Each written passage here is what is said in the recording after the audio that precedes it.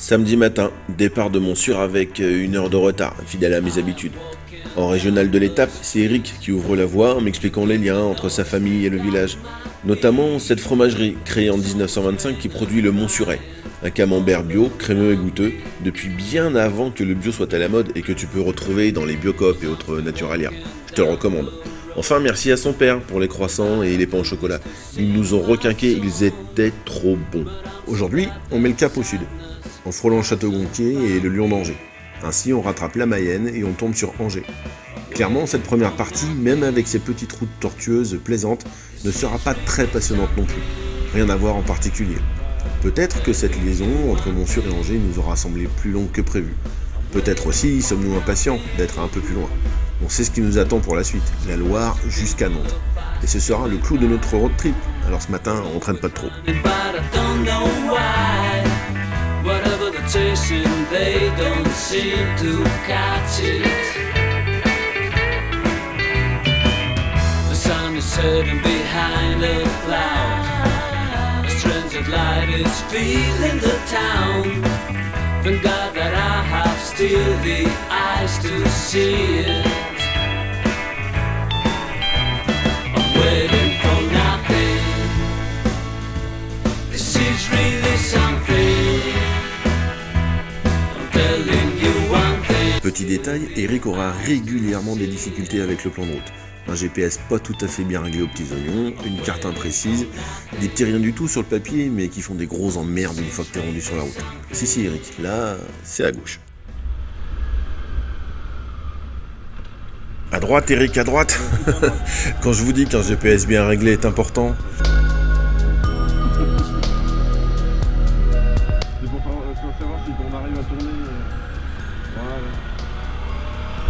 Tiens, j'en profite pour passer un message au maire de Château-Gontier. C'est quoi ce rond-point anti-motard que vous nous avez fait là? Oh, le faux rond-point de merde là. Oh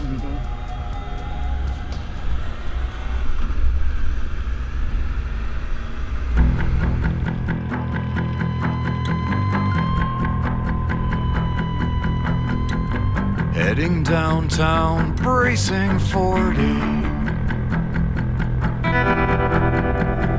Heading downtown, bracing 40. C'est dans ces instants-là que les intercoms révèlent toute leur utilité. On aura jacté comme des pipelettes, des vrais commères.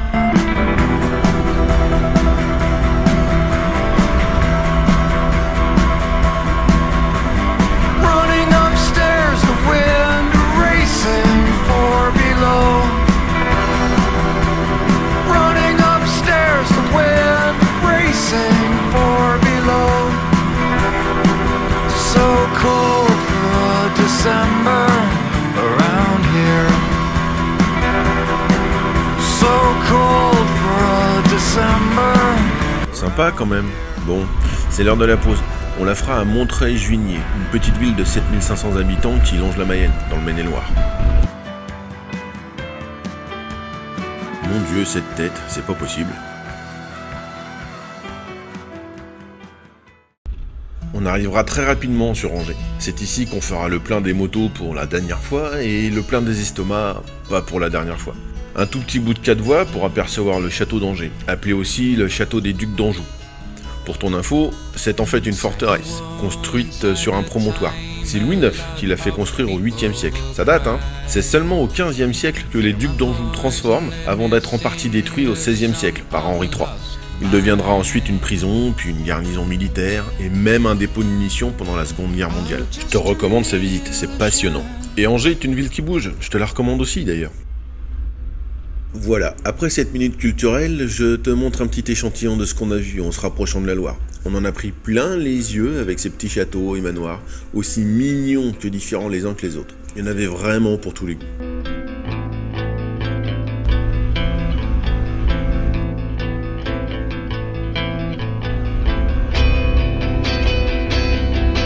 Et puis enfin, la Loire. Question plaisir, promesse tenue. Ce fleuve sauvage est pour moi l'un des plus beaux. Peut-être qu'un jour je ferai même un road trip spécifique à la Loire. Je dis ça et je dis rien. Alors évidemment, parcourir ce fleuve entre Angers et Nantes n'est pas tellement représentatif de ce qu'est vraiment la Loire. qui est, je te le rappelle, le plus long fleuve de France avec 1000 km, traversant 4 régions. Mais chaque kilomètre de ses bords est un bonheur pour les yeux. En plus, les petites routes qui le longent sont en parfait état et tournicotent juste ce qu'il faut. Piloter sa moto est ici un régal. Tu roules pas vite, mais c'est pas le but non plus. Non, ce qui compte, c'est de ne pas en rater une miette.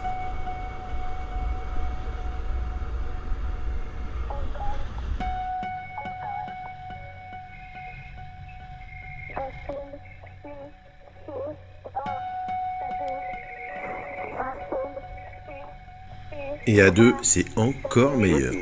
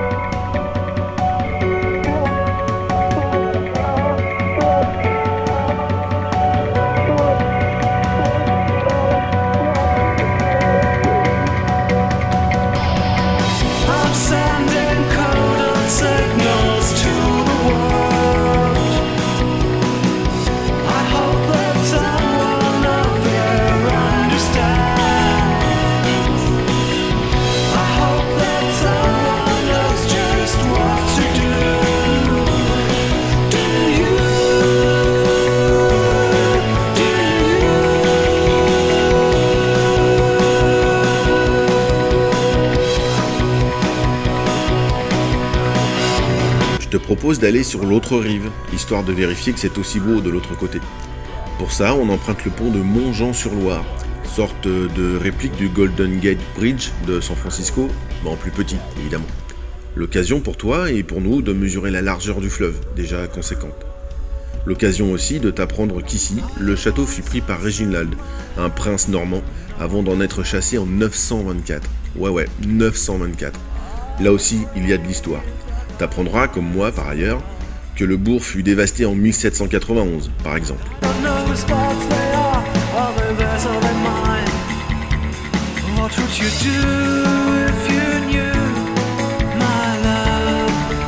Et tu sais quoi? Ben de l'autre côté, c'est aussi beau. Il faut juste tourner la tête à droite pour en profiter. C'est tout. D'ailleurs, il faut être honnête, on n'est pas les seuls à avoir eu la même envie. Faut dire que le confinement nous a donné une grande frustration, que la météo nous a donné un grand coup de pouce. Et la motivation, elle, bah un grand coup de pied au cul, tiens.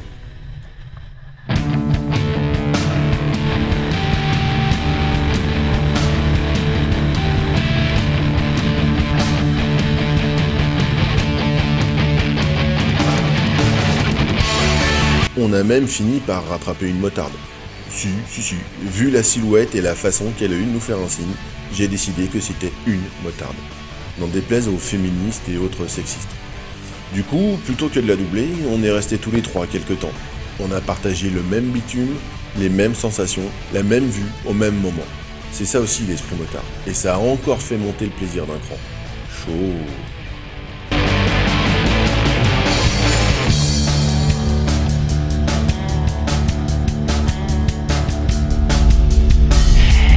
Une fois passé Champosso, si, ça existe, on s'éloigne légèrement de la Loire, même si on ne la perd jamais vraiment de vue. Toujours est-il que la départementale 751 que nous empruntons devient plus tortueuse et vallonnée. Ah tiens, voilà notre motarde. Qu'est-ce que je disais? Ah oui, tortueuse et vallonnée. Ouais, suffisamment pour se croire à la base des Alpes, prêt à attaquer un col.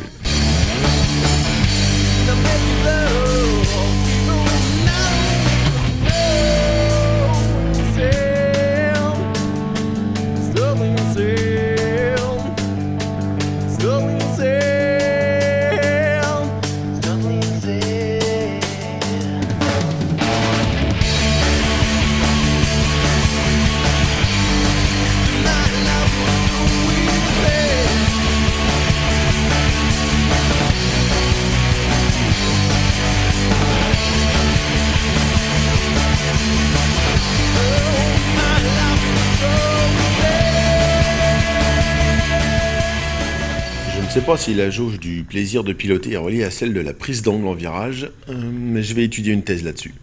Tu noteras les prises de vue pas très catholiques, certes, mais qui permettent d'obtenir de bonnes images, selon moi en tout cas.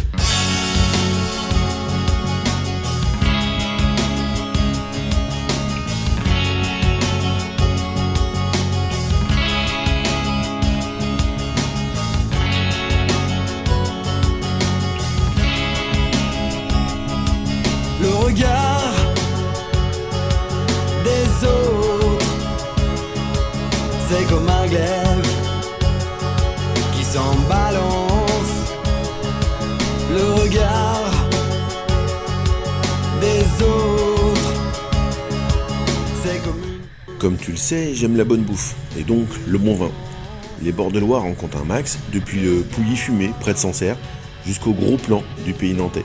Entre Angers et Nantes, il y a bien sûr les vins d'Anjou, Coteaux de la Loire, le Coteau du Layon, le Muscadet et bien d'autres encore. À consommer avec modération et surtout avec tes proches, c'est encore mieux. doré ocre, mais plus belle, mais plus jeune. Au hasard de notre pause de l'après-midi, nous laisserons s'en aller notre motarde vers d'autres routes.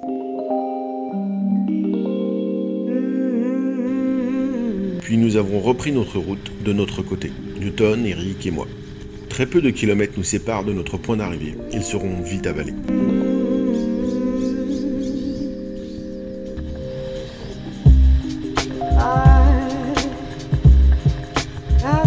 Plus nous arrivons sur Nantes, plus la Loire s'élargit, normal. Les 203 km que nous aurons eu le plaisir de parcourir en 4h13 précises, nous aurons fait traverser les villages de Savenières, Montjean-sur-Loire, Saint-Florent-le-Vieil, La Varenne, Saint-Sébastien-sur-Loire, entre autres bien sûr. Des petits bourgs déserts ou presque, fin de confinement oblige, aux ruelles étroites comme on aime et aux maisons parfois originales comme on aime aussi. Globalement, plus on a roulé, plus on voulait rouler encore.